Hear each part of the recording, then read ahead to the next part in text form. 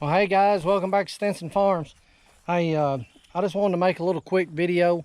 Here a few weeks ago, we went over 1,000 subscribers, and really never thought we would ever hit that milestone. That wasn't what I was shooting for when I started making videos, but I just primarily started making videos for my grandkids, and there was interest out there, and people got to watching them, and other people sharing our videos and helping us out, and you know, it started growing. So I know in the YouTube world 1,000 subscribers is pretty small, but to me it's a big deal.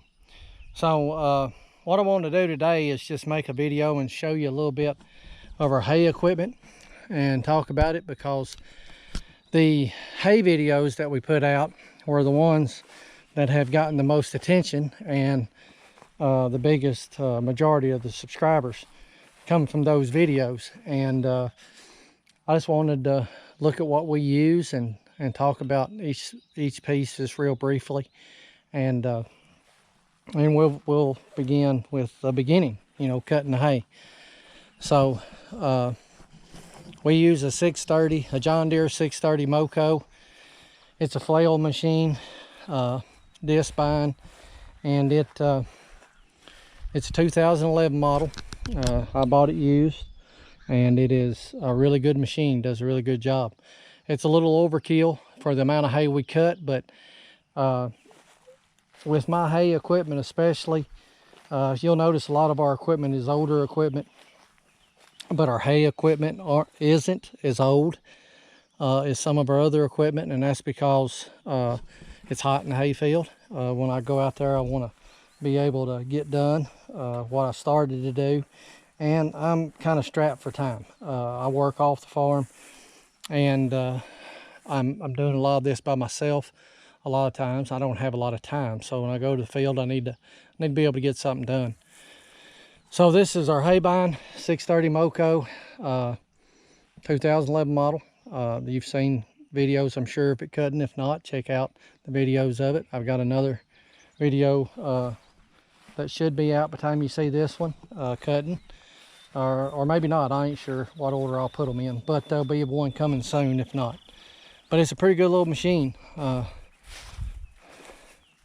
It's in good shape, and I like it.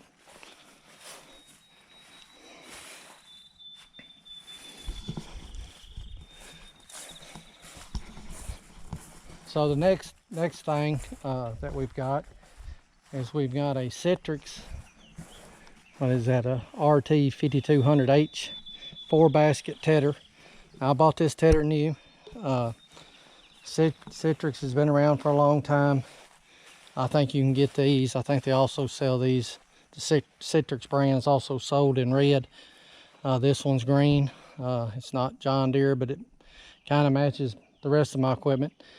And like I said, we don't do a super bunch of hay, but this one's still got hay on the teeth. I just got through tedding some hay with it, so I'll ted again in the morning.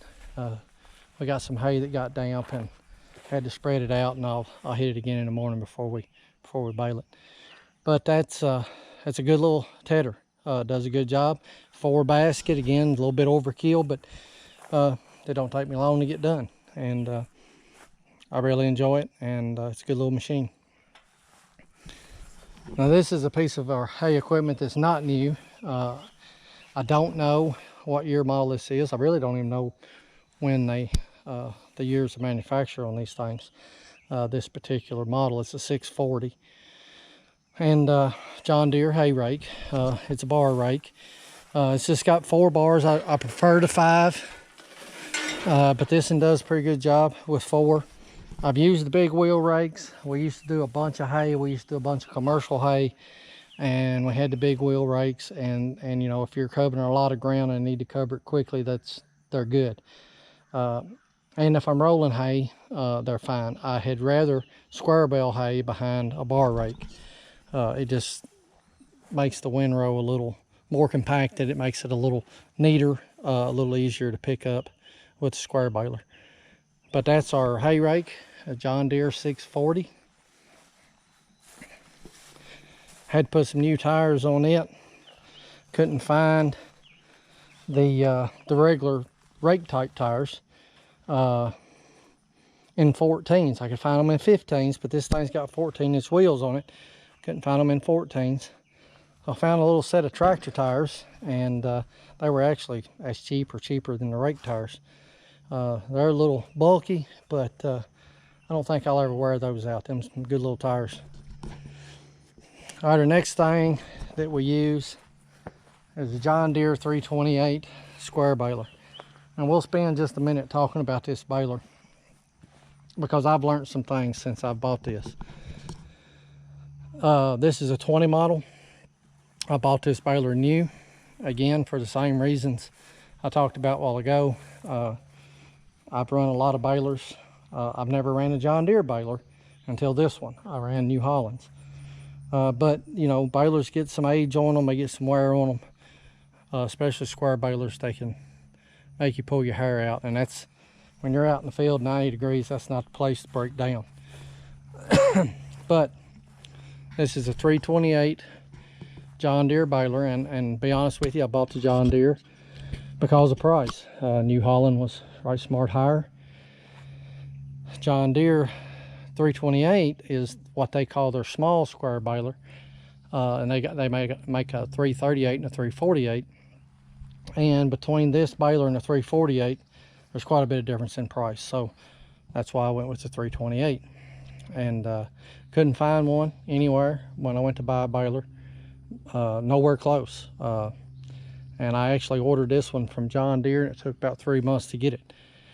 But it was brand new when I got it. So what I want to talk about, it's a 328. Now, if you watch some videos, of guys running 348s, and because that's what I'm going to compare this to, and the New Holland that I used to run, 311, which was a outstanding baler. Loved it. But this baler will, if you just look at it from appearance alone, it looks like the 328, looks like the 348. But they call it the small baler. So I didn't really know why they called it the small baler, but because the bales are the same size, there's no difference in the diameter or the dimensions of the bales. They put out the same size bales, all three models. But this one's got some key differences that makes a difference between it and like the 348. The pickup area is the same width, if I'm not mistaken. So there's no difference in the size of that. But between this baler and the 348, you see your teeth here, your pickup teeth. I think the 348's got 2 extra rows of teeth than what this one does. So it'll take hay a little bit faster. But this one will take hay really good. And I baled some big windrows with it. Y'all can watch some of the videos I've got. It takes hay good. The key difference is here, for some that may not know exactly what I'm talking about. And this is what I didn't know, but I have learned.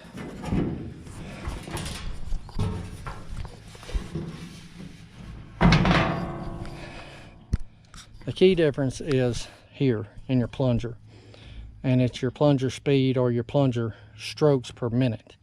Now, when I was reading on these balers when I bought this one versus 348, I knew that this one had less strokes per minute than the 348 did.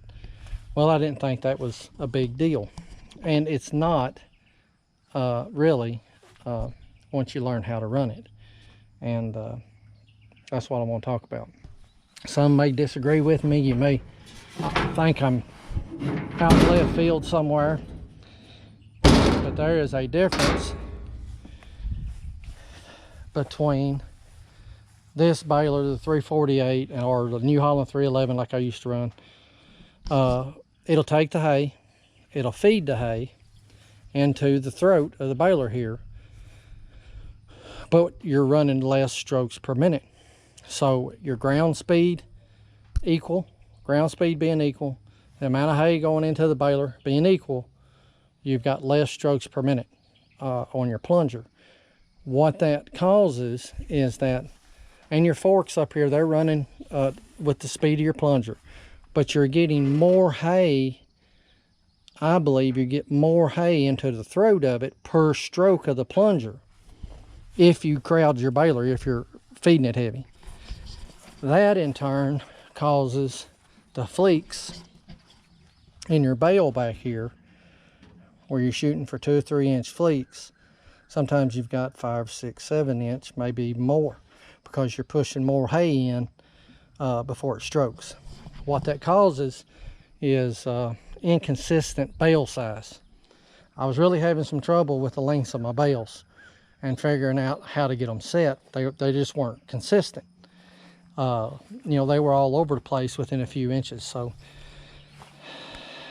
what I done is rake my hay thinner, slowed the tractor down, fed the baler slower, and my bales come out great. So on the 328, it'll bale hay. You can bale a lot of hay with it, but you got to kind of slow it down and take your time compared to the bigger balers, what they call the bigger balers. But it's a good little machine. Same technology basically that's been around for years and years, and it works great. Hadn't had a lick of trouble out of this baler. We bale about 1,000 bale a year with it, and it's been a good one.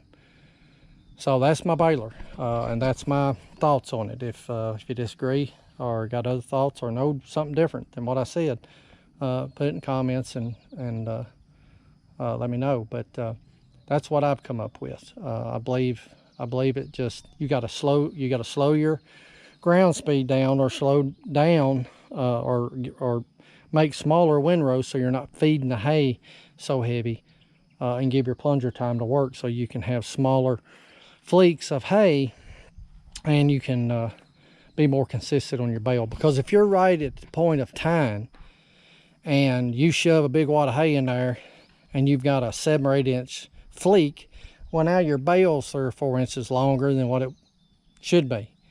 Next time it may be the right length, so it's inconsistent, and that makes a difference in how I handle this. Consistency is important on how I handle this, and we'll talk about that when I show you the next thing.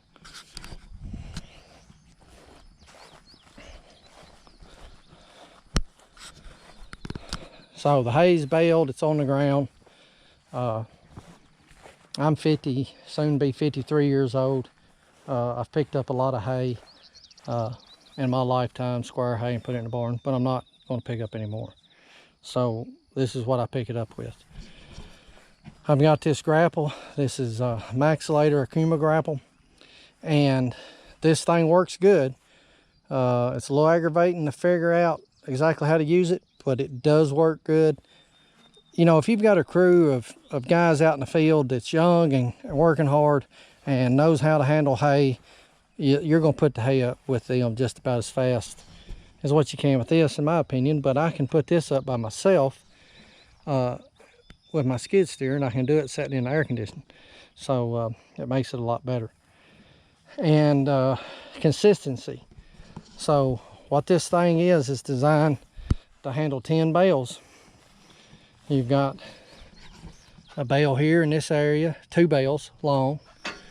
The next area between this partition in your middle, 2 bales long. Same on the other side. So you got 8 bales here, and then it'll turn 2 bales horizontal across the end for 10 bales.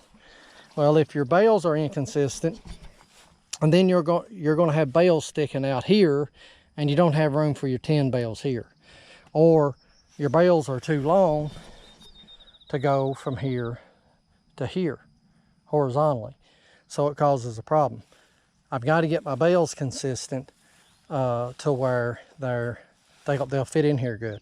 And if I get them adjusted right and the right length and they're consistent, I've got a stack of 10 bales, and it'll be square enough that I can turn and stack every other stack 90 degrees out, and keep my bales, my stacks good and firm and tied together. If you've got inconsistent bale lengths, not only do you have trouble picking them up, they don't stack good. So that's a big deal. So I hope I got all that figured out, and we'll see when we come to pick the next hay up. But this is a great little tool right here. Well, that's everything other than my tractors.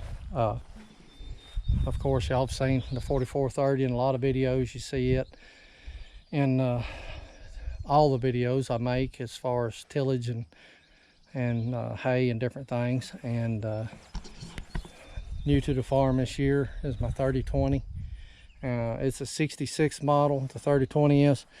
The 4430 is a 74 model.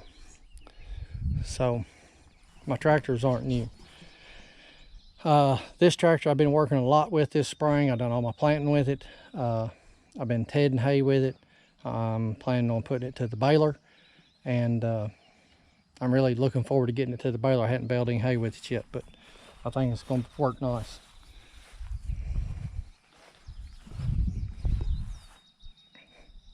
But that's the equipment that I use. And also another thing here on the farm that gets a lot of attention and a lot of comments and a lot of interest is my old truck.